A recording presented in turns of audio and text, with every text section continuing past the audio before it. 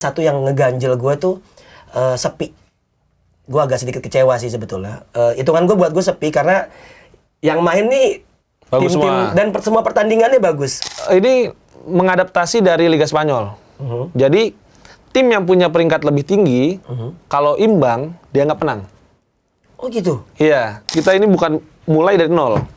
Kita mulai dari minus. Jadi perbaikan sekecil apapun kayak di Super Cup kemarin ya, itu terlihat bagus banget, ada improvement.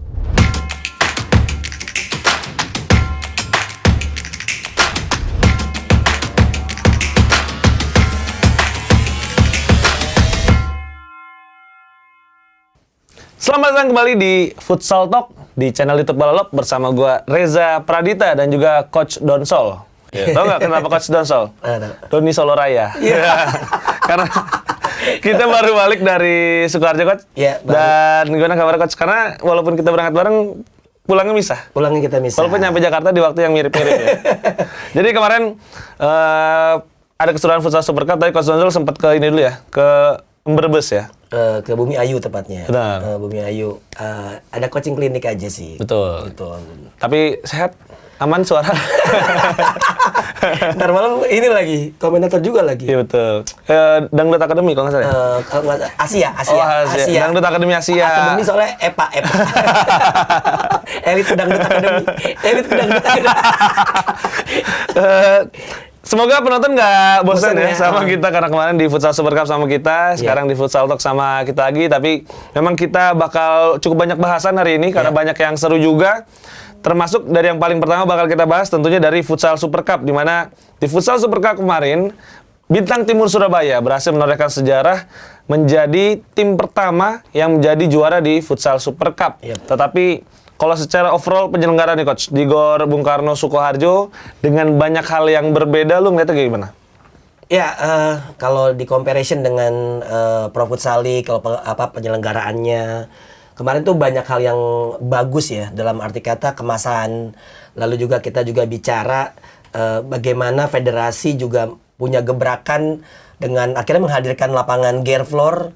Walaupun ada beberapa bagian lapangan sebetulnya tidak terlalu nempel banget ya, karena ada geradakan lah, beberapa tim juga komplain sebetulnya.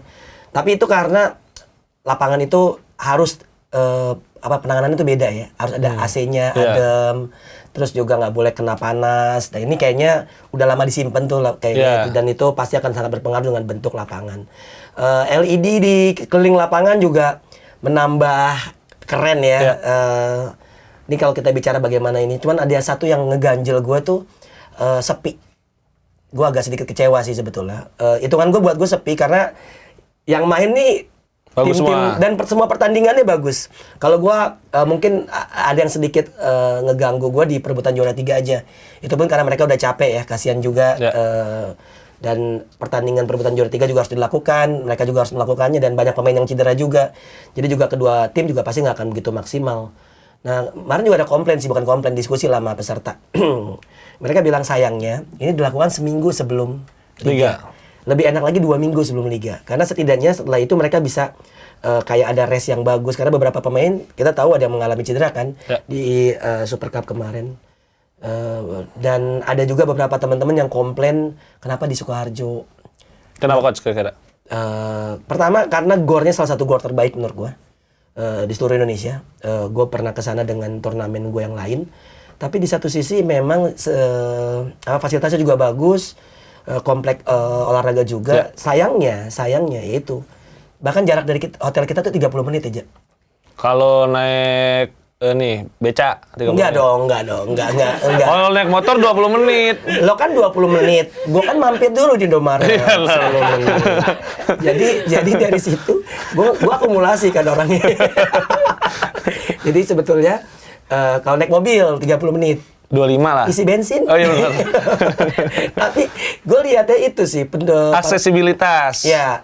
Jadi arah ke sana juga itu kan sepi ya. Maksudnya tempatnya pun nggak pinggir jalan persis. Betul. Dan akhirnya membuat banyak orang nggak tahu. Banyak orang, bahkan teman-teman yang di Solo Raya juga nggak tahu kalau ada pertandingan hebat di sana. Iya, sebenarnya mirip kalau posisi gor ya mirip kayak Gor Damonsia Bojonegoro. Oke. Jadi agak masuk gang, terus ada di kayak tengah-tengah gitulah, tengah-tengah komplek desa gitulah ya. Tapi memang secara gor bagus. Bagus banget. Harus diakui secara overall memang gornya bagus, fasilitas penunjangnya kayak ruang ganti ya cukup layak. Dan memang yang menjadi kesulitan mungkin hanya akses ke lapangannya yang agak jauh dari kota besar ya, karena Sukoharjo kan memang dari Solonya pun kalau dari hotel kita 20-30 menit, kalau dari Solonya malah 40 sampai 50 menit ya. Jadi itu yang mungkin jadi PR. Tapi kalau secara overall sih sebenarnya penonton kalau dibandingin Pro Futsal League ya, itu udah improve tuh coach. Oke. Kalau kita lihat Pro Futsal League akhir-akhir kan banyak yang benar-benar Udah sepi ya. kosong ya. Nah, kemarin itu dari kapasitas gor sekitar 3.000 ya, mungkin 1.500 sampai 2.000 tuh udah Ada. Pas final sih 2.000 ada. Dan itu semuanya dengan tiket ya. Beli tiket. Jadi ya itu kita nggak akan tahu kekurangan-kekurangannya kalau nggak pernah mencoba juga sebenarnya. Kan kayak kemarin Bang Amril BTS tuh sempat bilang mungkin jadwal bisa quarter final hari Kamis, main lagi Sabtu Minggu gitu kan. Itu kan hal-hal yang kita nggak akan tahu gimana bagusnya kalau kita nggak pernah mencoba.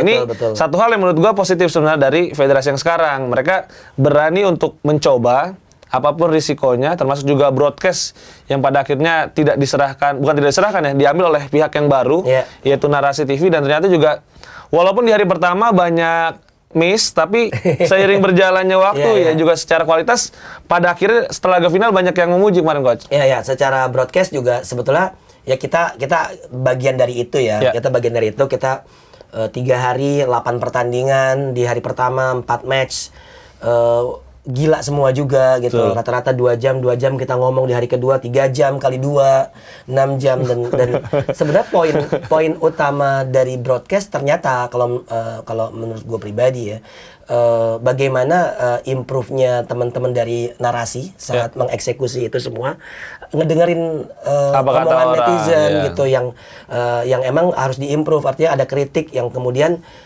mereka mau dengarkan dan mereka mau rubah, contoh kayak skor, warna segala macam gitu. Cuman mungkin teman-teman juga perlu tahu bahwa kita tidak mendapatkan headset. Jadi gue tuh kadang-kadang kalau Reja ngomong tuh cuma baca gerak bibir. Iya, kadang gue ngomongnya tuh di samping kupingnya Coach aja. Iya. Lo kalau misalnya kamera lagi sedang menuju ke lapangan, kita tuh berdua dempet ya, kayak gancet. tapi mau nggak mau karena pendukung Cosmo sama pendukung KVG yang paling berisik ya. Betul. Gitu. Berisik dalam artian positif ya. Artinya mereka mendukung timnya dengan genderang-genderangnya itu. Jadi kita tuh ada 2 orang pakai gendang aja kita nggak kedengeran gitu. Berdua tuh udah agak sulit. Mungkin itu sih salah satunya. Karena gue ngerasa kayaknya enakan ini ya, enakan pakai headset gitu. Sama nggak boleh ngomong gue lu ya ternyata ya. Harusnya, makanya kemarin tuh teman-teman ada beda ya, kalau di Futsal Talk gue ngomong gue lu sama Reja. Kata siapa? Katanya nggak boleh, katanya gue lu. Ya di sini nggak boleh juga toh coach? Boleh. Nggak, tadinya mau ngomong gini, wah gue lu nggak boleh gini. Tadi mau ngomong Donzol Reja, Donzol. Kayak jibar ya, soft spoken. Ya tapi itu tadi soal overall pengemasannya kita mengapresiasi.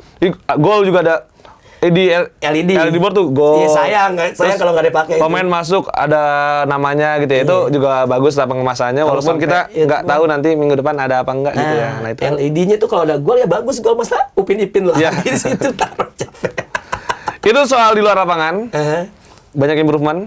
Kalau di dalam lapangannya sendiri secara teknis permainan. Nah, lu lihat gimana coach dari semua tim yang berarti kan ada 8 tuh kemarin. Artinya udah 2/3 tim menunjukkan batang hidungnya. Kalau menurut lu secara kualitas permainan gimana kemarin? Kita ambil dari 8 besar ya, 2 artinya ada kayak Halus dan Moncong Bulo yang notabene persiapannya minim banget aja, dan beberapa pemain-pemain utama di Halus kayak Oman dan juga Big Jun juga belum datang, tapi bisa ya, artinya bahkan mereka sempat unggul lawan Black Steel. Dan kalau ngelihat bahkan yang mencetak gol itu pemain-pemain baru mereka, yaitu Fauzan Haidar dan juga Muhajir. Terus kalau ngelihat dari Moncong Bulo juga yang kalah lawan Cosmo pun sempat nyetak gol juga di awal. Artinya secara taktikal gua rasa ya pemain-pemain atau tim-tim yang bertanding di Pro Futsal League, yang terutama 8 tim yang kemarin main di Super Cup, gua melihatnya mereka secara kemampuan bermain udah nggak lagi di bawah rata-rata ya. Dan bahkan kita tahu bahwa setelah kalah pun Pak staf pelatih Moncong Bulo stay di Sukoharjo. Betul. Dan beberapa kali juga diskusi sama Hector ya. Dan ini kita sangat membutuhkan pelatih-pelatih yang atau staf pelatih yang kemudian masih ada di lokasi, setidaknya ada diskusi sama Coach Hector yang memberikan knowledge tambahan. Nah, ini menurut gue yang membuat mereka makin improve.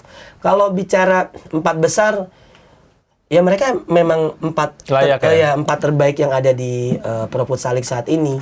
Dan mungkin ya catatan tersendiri buat Cosmo yang gue ngelihat tahun lalu improve banget dari segi tactical, dari segi bagaimana pemain-pemain lokalnya juga terutilize dengan baik oleh Coach Baba. Sama ya akhirnya kita juga kembali melihat Black Steel yang siapapun cabut dari sana tapi tetap menjadi Black Steel itu. Black Steel tetap akan selalu menjadi Black Steel siapapun yang menjadi pemainnya. Kredit poin juga buat Coach Sergio Lacerda dan 2 pemain asing Vini juga Dida karena ngasih warna baru buat Black Steel. Biasanya Black Steel warnanya kan merah sama hitam ya? Enggak dong, enggak. Bukan itu? Enggak. Lebih ke gue mau ngomong lebih ke gue melihatnya kan biasanya tua-tua ya. Kata-kata bukan warna jersinya maksudnya, tapi warna permainannya. Warna permainannya yang gue ngeliatnya kayak lebih speed. Ya. Lebih energik ya. Energik dan lebih seru aja sih ngeliat Black Steel tahun depan kayaknya bakalan lebih kuat daripada 2 tahun Black Steel sebelumnya. Ya, tapi emang Vinicius sama Dida tuh kemarin kita kesulitan ya buat melihat ini yang mana Vinicius, yang mana Dida. Betul. Jadi cuma lihat dari nomor punggung. Nah, kalau dia lagi madep depan tuh nebak tuh. Ini Vinicius apa Dida? Betul. Karena kayaknya kan setelannya sama, bentuk badannya sama. Potongan rambutnya juga kayaknya lagi nge-hype di Brazil ya. Karena setelah gue pikir-pikir, itu juga mirip sama ini. Bocil Brazil yang viral. Semenina gitu. Mirip ya potongan. Itu kalau di depan ya. Dari belakang kayak kentang somai. Ya, tapi memang cukup fresh ya. Vini kemarin juga jadi top scorer dengan 4 gol. Terlepas dia nggak cetak gol di laga final. Tapi kan ini juga kompetisi pertamanya ya bersama Black Steel. Jadi nggak mudah juga. Dan dia cetak 4 gol, dia cetak 2 gol. Itu juga sebenarnya menunjukkan kalau mereka punya potensi ya. Yang gagal penalti Vini apa? Vini di laga final ya. Terus dari halus Moncong Bulo juga mengejutkan bagaimana mereka ternyata punya kekuatan yang bisa merepotkan tim-tim papan atas. Unggul juga lawan BTS tuh alot, bahkan gue nanya Hector di 2 hari pertama, menurut dia pertandingan paling bagus itu Bintang Timur lawan Unggul. Karena skornya 2-0 tapi secara intensitas permainan bagus banget. Tactical mungkin yang agak masih belum nemu performance-nya Pangsuma sebenarnya kemarin. Ya Pangsuma kalau kita dengan bagaimana mereka di 2 musim terakhir, sebenarnya kemarin tuh masih banyak pemain yang underperform ya. Iya, betul kayak Kaspari, lalu juga Felipe Daniel Alves juga sama sekali nggak kelihatan dari segi kontribusi tim juga. Ya mungkin masih ketolong sama Nizar mungkin yang sebenarnya tampil cukup lumayan, tapi Pangsuma lawan kalah Favage. Ya Favage improve dengan pemain barunya, terutama ex Black Steel-nya ngaruh banget. Cuma memang beberapa pemain akhirnya cedera. Yang kemudian agak sedikit berat kayaknya bagi Sayan kalau seandainya ya timnya compang-camping nih. Karena PR juga menggantikan dengan pemain-pemain lokal yang sebelumnya sudah ada di sana juga.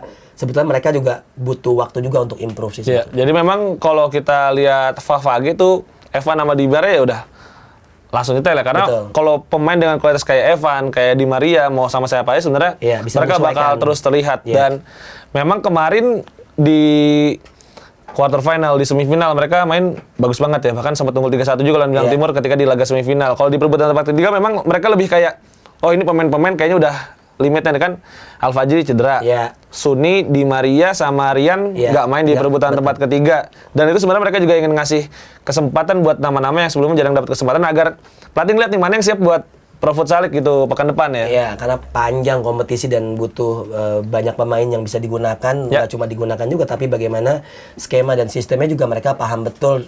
Siapapun dengan dipasangkan dengan pemain lain ya tentu harusnya mereka udah siap. Ya itu kita tadi sudah bahas 7 dari 8 tim di Futsal Super Cup.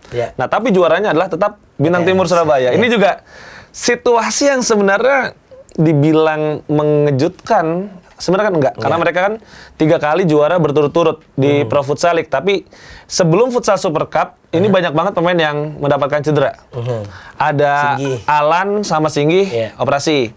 Gava cedera bahkan sampai harus diganti. Betul. Kemudian sebelum turnamen kita lihat Rio ini sakit. Jadi Rio itu hari Jumat nggak main, absen karena sakit. Hari Sabtunya main, habis main, kata Rio, kalau dari story-nya ya, walaupun badannya kerasa sehat, tapi secara kondisi tes di rumah sakit tuh ternyata harus rawat inap oke. pas hari Minggu. Jadi, walaupun dengan skuad yang seperti itu dan baru membawa 1 pemain asing, Iya. mereka tetap jadi juara kemarin, Coach. Iya. Apa kira-kira kuncinya? Ya kalau kita bicara BTS ya, gimana juga mereka sudah bermain bersama cukup lama ya. Dan yang paling penting adalah gue mencatat si pelatih ya, Diego Rios ya. Artinya beberapa pemain-pemain yang memang sudah terbiasa bermain bersama kayak Rio bersama Samuel Eko, Runtuboy dan Sauki. Sauki. Itu kan di hari Sabtu tuh bisa membuat Sauki mendapat bermain lebih banyak kan. Ya. Lalu juga sangat mengancam pada saat menghadapi Favage ya. Nah, tapi di satu sisi pada saat Rio kembali absen, Ais pun bisa memegang peranan yang sangat baik ya pada saat menggantikan Rio. Dan gue melihat bahkan mix and match-nya Pepita bisa dimainin di mana aja. Ya. bukan cuma dengan siapa, bukan artinya secara posisi mau main di anchor, mau main di flank, mau main di pivot sekalipun. Pepita bahkan bisa mengisi ruang yang emang dibutuhkan oleh Diego Rios. Dan itu yang gue menganggap bahwa pembelian Pepita ini belum bicara pemain asing yang bakal datang lagi satu lagi. Itu aja sudah membuat BTS memiliki pemain yang useful ya. Pemain asing Pepita ini bisa dimasukin ke beberapa tim. Dan satu lagi, Kalau masukin timnya tetap bintang timur doang, Coach. iya, maksudnya masuk pada di bangku cadangan. Regun yang gue kaget gitu karena lu nggak nanya gue kaget gimana? Udah pernah itu, jangan diulang lagi. Tapi gimana kok? Gue kaget gitu melihat bagaimana performa Regun di debutnya bersama Ya. Bintang Timur. Bukan soal gue rasa siapapun pemain pada saat bermain di Bintang Timur berarti dia pasti udah punya kualitas gitu kan, dan dia berhak untuk merayakan gelar juara bersama Bintang Timur.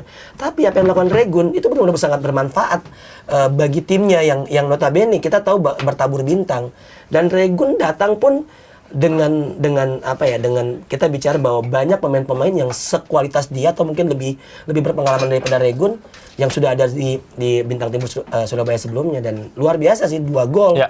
dan gol-gol penting ya yang kemudian bisa menaikkan moral Bintang Timur Surabaya pada saat di pertandingan tersebut. Ya, dan keputusan Diego Rios juga memang membuktikan ya kalau dia salah satu pelatih elit saat ini di Ya. Pro Futsal League, karena bagaimana Regun langsung menyatu dengan tim, Ya. dimasukkan di mana dengan siapa bermain, Betul. terus bagaimana Adit yang mengira semuanya udah habis gitu ya. Ketika kemarin diumumkan lepas dari Bintang Timur, tapi karena keadaan dia ditarik, tapi bukan hanya untuk melengkapi skuad, tapi juga peran Adit tuh bahkan dia jadi defense power play ya. Iya. Di momen-momen akhir yang sebenarnya kunci banget tuh.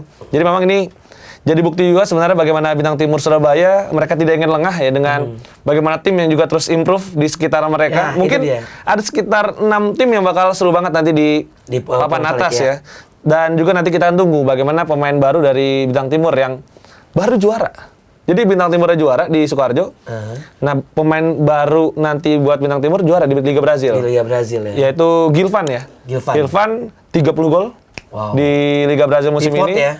Terus top scorer, best pivot Liga Brazil musim ini. Ngeri. Jadi kan kalau Dieguinho tuh datang waktu itu statusnya cuma top scorer, tapi nggak jadi best pivot, nggak jadi juara. Nah ini Gilvan dia datang sebagai juara. Ini mirip kayak Henrique Di Maria ketika pas pertama kali datang ke Black Steel. Jadi harusnya sih kondisinya lagi bagus-bagusnya ya. Jadi nanti kita akan tunggu aja bagaimana Gilvan akan datang dan kita tunggu apakah mungkin akan bermain di pekan pertama Pro Futsal League yang akan digulirkan mulai Sabtu depan di Gor Bung Karno Sukoharjo lagi, di mana memang hari pertama ada 4 pertandingan, hari kedua ada 4 pertandingan dan 12 tim ini semua akan memunculkan batang hidungnya.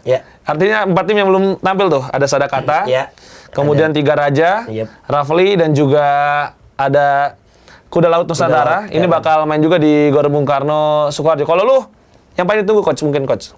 Pertandingan mana atau tim mana nih di pekan pertama? Ya sebetulnya dari 4 tim yang nggak bertanding gue pengen lihat ya, karena gini, artinya di pekan pertama kita akhirnya bisa ngeliat peta kekuatan akan ada di mana gitu.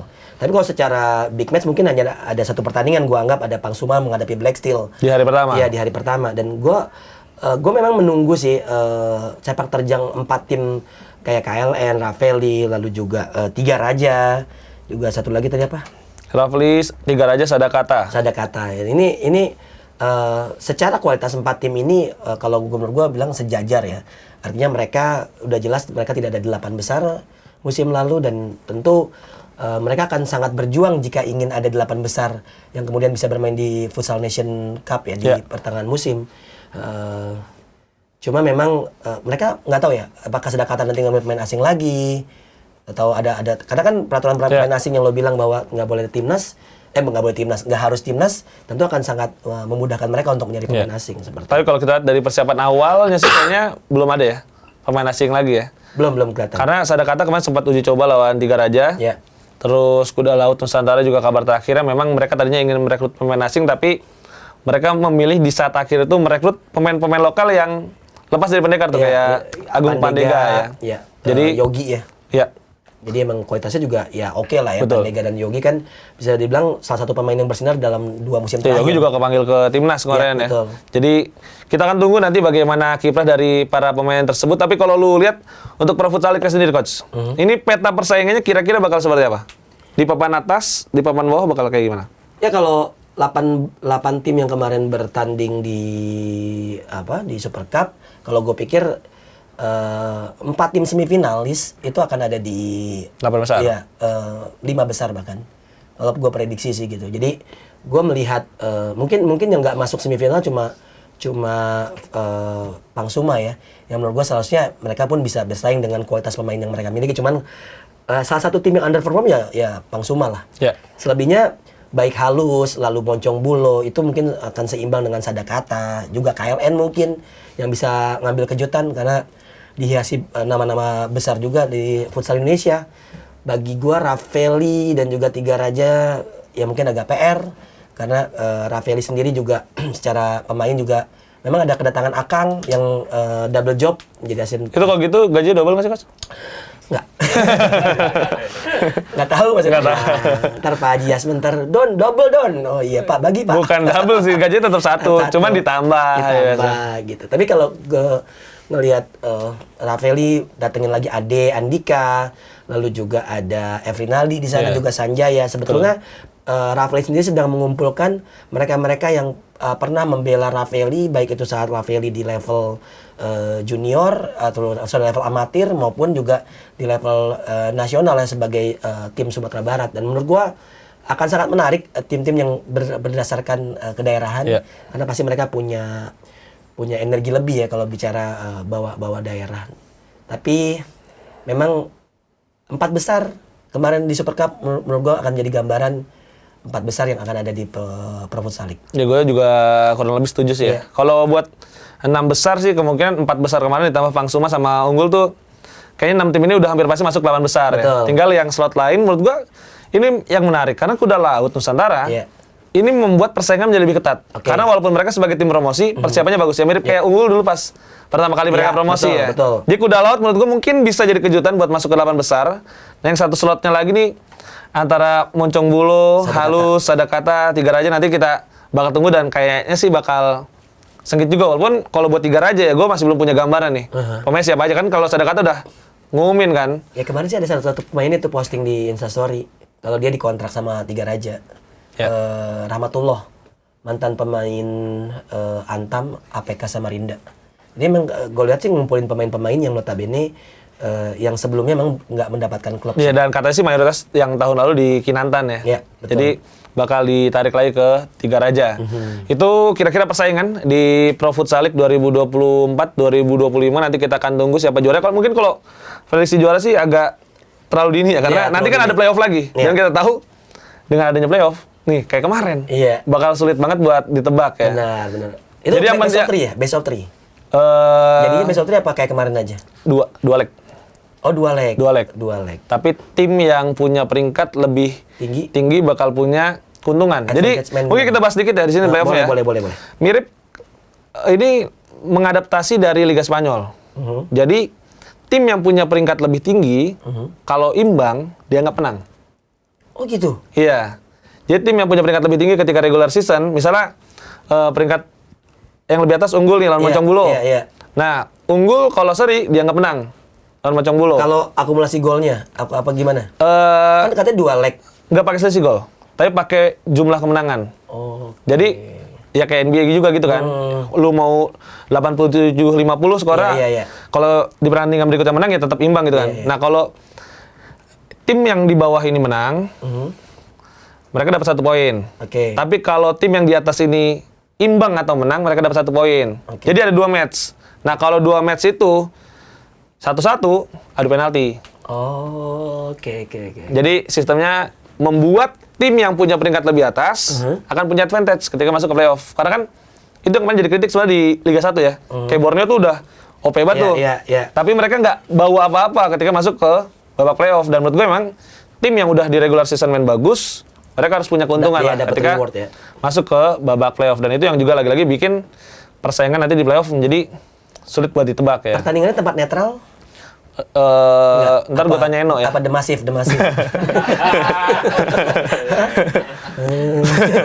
Kalau udah masuk diceleduk nanti. Lu belum tahu tempatnya di mana? Maksudnya Masih to be confirmed. karena kan gini, kalau kita bicara misalnya Bintang Timur Surabaya, kemudian ya mereka punya advantage sebagai home dan mereka main Setahu gue Surabaya. sih netral. Netral ya. Jadi yang nantuin bakal langsung dari federasi ya. Bagus. Malah. Ya itu kita harapkan lah nanti persaingan di Pro Futsal League menjadi lebih seru dengan format baru, Ya. dengan beberapa Pasti seru sih ini, hal. pasti seru. Ya tapi lagi-lagi gini coach, gue berharap netizen ini juga harus ya kritik boleh lah. Kritik itu penting, ya kan? Ya. Ya kita juga kan ini dalam situasi terus mengkritik dan mencoba untuk saling mengingatkan satu sama lain lah. Ya. Tapi kita harus tahu kita ini bukan mulai dari nol. Kita mulai dari minus. Jadi perbaikan sekecil apapun kayak di Super Cup kemarin ya itu terlihat bagus banget, ada improvement. Jadi itu yang penting. Yang penting itu bukan kita langsung menghadirkan liga yang wah, tapi yang penting itu adalah kita bisa menerima kritikan dan kita terus improve. Dan ini yang gue lihat lagi-lagi dari federasi saat ini. Mereka berani untuk mencoba dan ketika ada kritik mereka berani untuk menjawab dan mengubah banyak hal ya. Itu yang kita harapkan bisa berlangsung di Pro Futsal. Karena menurut gue ya pekan depan bakal banyak miss juga, mungkin bakal banyak hal-hal yang mungkin belum sesuai dengan apa yang diharapkan. Tapi harapannya memang ketika seiring berjalannya waktu akan terus semakin membaik ya liga kita. Dan sebetulnya gara-gara Super Cup kemarin pakai lantai yang vinyl gear floor, teman-teman juga jangan expect langsung semuanya akan digunakan gear floor karena itu secara instalasi juga agak sulit, agak lebih mahal. Dan nggak semua gor bisa instalasi itu ya. Di instalasi itu. Dan kalau menurut gua yang penting nggak hijau. Iya, itu interlock juga sebenarnya masih bisa banget. Masih bisa. Dan banyak liga juga masih pakai interlock. Liga Thailand masih banyak klub yang punya home base kayak Port FC. Betul. Juga itu masih pakai ya interlock gitu. Tapi yang penting warnanya agak enak lah kalau di broadcast ya. Bersahabat sama broadcast. Betul. Tapi ya Gerful juga kan nggak sempurna banget ya. Kayak tadi lu bahas kan banyak pemain yang ngerasa banyak nyangkutnya. Terus banyak yang agak keset ya. Ankle agak bahaya juga tuh karena bolanya nyangkut, kakinya nyangkut. Iya itu karena katanya keset yang ngepel tuh pakai sabun sirih. Iya. Manjakani. Ya tapi itu ada plus minus lah ya kan, kayak Gerful ada plus minus, interlock ada plus minus, walaupun kalau kita bicara yang ideal kan parket ya kayu. Itu emang itu lebih susah lagi perawatannya. Dan memang kalau itu biasanya bawaan dari lapangannya ya kalau itu, jadi nggak bisa langsung memang pasang copot. Kebanyakan garis juga. Kalau IBL basket tuh pakai kayu tapi memang puzzle dia gitu. Dan itu mahal banget lah. Betul. Itu bahkan kalau instalasi bisa 2 hari.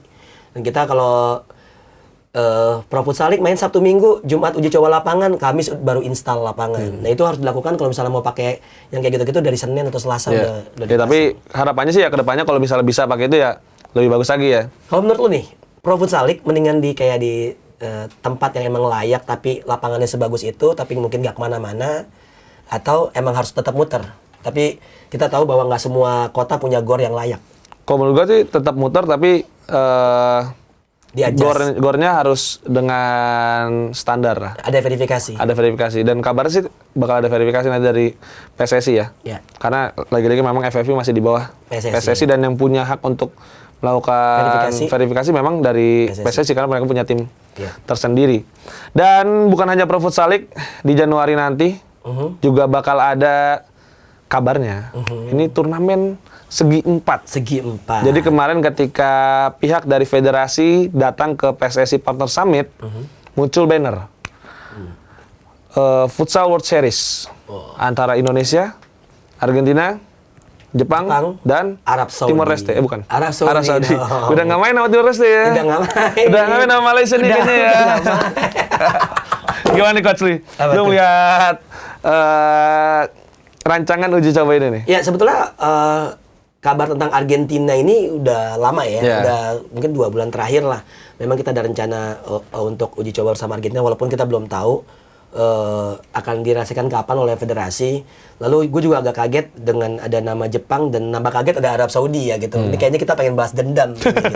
Karena kita kalah pada saat di kualifikasi AFC saat itu.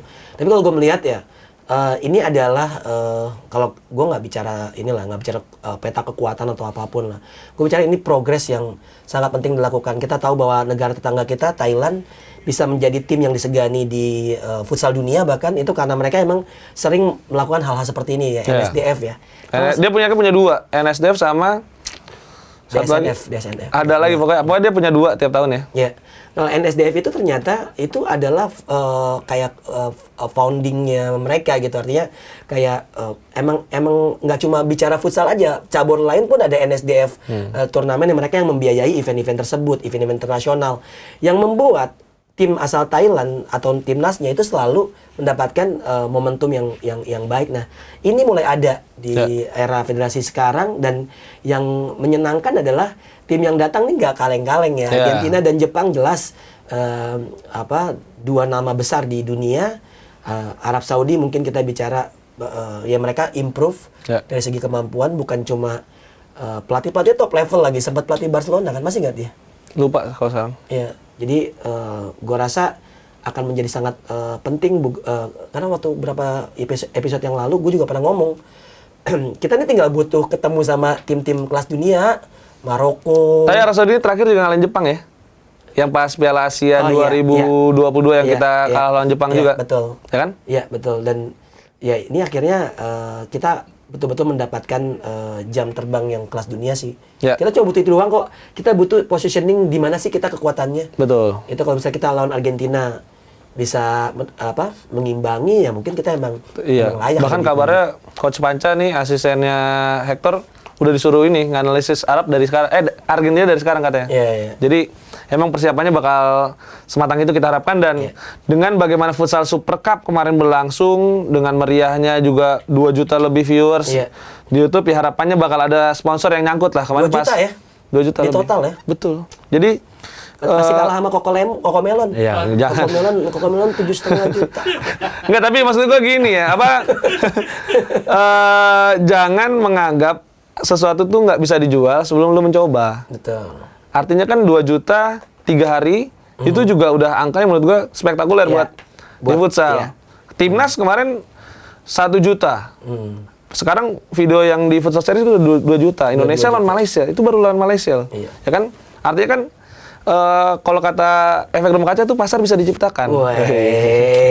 Jadi jangan lu bilang tiba-tiba ini nggak bisa dijual kalau lu belum pernah nyobain jual gitu kan. Jadi itu hal yang juga menurut gua ya improve lah saat ini, dan kita harapkan laga Futsal World Series ini bisa dijual dan ada sponsor yang bisa nyangkut agar terlaksana pada bulan Januari nanti ya. Mau main nanti di Jogja atau di Jakarta, ya harapannya sih di Jakarta tentu, tapi ya kalau bisa kayak di Jogja gitu juga masih banyak gor yang menurut gua sih standar internasional ya sebenarnya. Iya, betul. Jadi itu dia dari tim nasional putra Indonesia. Ya Argentina juga sudah memang lama kabarnya. Jepang juga pelatih masih Kensuke Takahashi. Jadi sebenarnya nggak terlalu ada koneksi mengejutkan. ada koneksi. Arab juga kita sering umroh sama haji ya.